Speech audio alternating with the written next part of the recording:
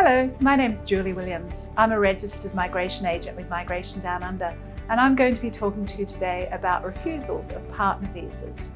A lot of people are distraught, confused, and unsure why they got their partner visa refused, especially when they are in a genuine committed relationship. It might be as simple as just not providing all the relevant supporting evidence. Some people take it for granted they're married, so why should they have to provide further evidence to support their marriage? And as I say to everybody that inquires with me about their partner visas, look, a marriage certificate or a registration certificate alone is not going to get you across the line. You need to be able to prove and show evidence that you have been in a committed relationship. It may not be for very long, but you still need to show that you're in a committed de facto or married relationship. And a lot of people underestimate that. Many people think of being in a relationship, perhaps, just as a casual, they go on holidays together, they stay over at each other's homes quite regularly, or they have registered their relationship, but they don't actually live together. That's some of the areas people slip up on. And they're unaware that the difference between a committed de facto relationship and perhaps just a genuine everyday relationship. The department is certainly not denying in many cases that you are in a relationship, but whether you are in a de facto relationship. And that's often difficult for people to understand, especially a lot younger people that have started out in perhaps their first relationship. They're not quite sure of the difference.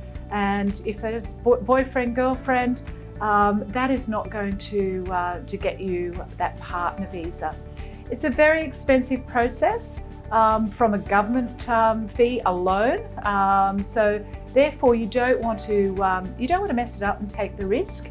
A lot of people that once they have lodged the visa, the biggest question is, do they get a refund from the department? Unfortunately, no. There's no second chances and no refunds. Often people may just make a mistake of lodging an onshore application unaware that they have to meet certain criteria at the time to be able to lodge a valid application. It might be they haven't provided the right documentation, or maybe they're not on the right visa or a visa at all.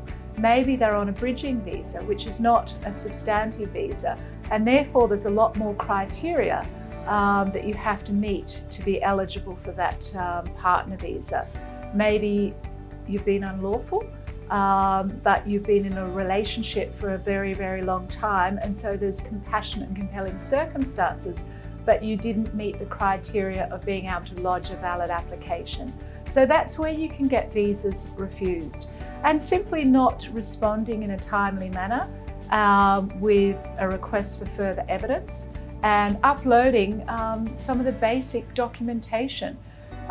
Sometimes people, once they do lodge an application, especially if you're onshore and they get the bridging visa, they become lazy and they don't add all the rest of the supporting evidence. They don't realise there's other information that's required to make a complete application. And that's the difference, making an application and making a complete application. So it's really best to get it right, because there are opportunities in certain circumstances to appeal the decision, but then there's more costs and it becomes a lot more costly, but not only costly, it becomes a lot more stressful.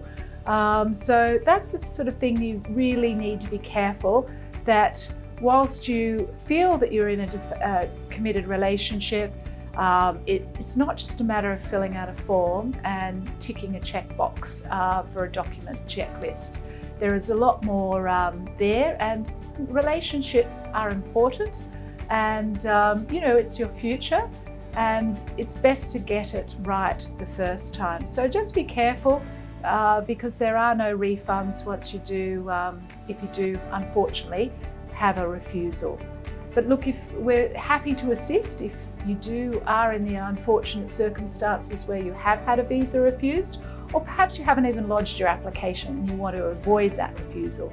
We're here to help and assist you and guide you through an application if you did wish to utilise our services. Our details can be found on our website, info@migrationdownunder.com, or you can give us a call, 02 9419 5411.